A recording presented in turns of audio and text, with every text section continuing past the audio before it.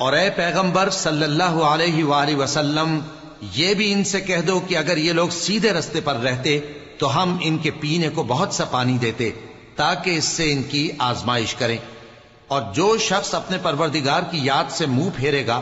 وہ اس کو سخت عذاب میں داخل کرے گا۔ اور یہ کہ مسجدیں خاص اللہ کی ہیں، تو اللہ کے ساتھ کسی اور کی عبادت نہ کرو، اور جب اللہ کے بندے یعنی یہ پیغمبر صلی اللہ علیہ وآلہ وسلم اس کی عبادت کو کھڑے ہوئے تو کافر ان کے گرد ہجوم کر لینے کو تھے۔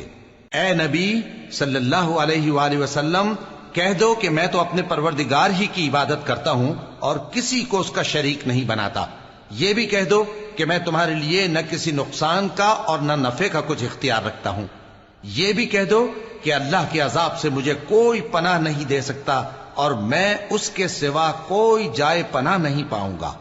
ہاں، اللہ کی طرف سے احکام کا اور اس کے پیغاموں کا پہنچا دینا ہی میرے ذمے ہے،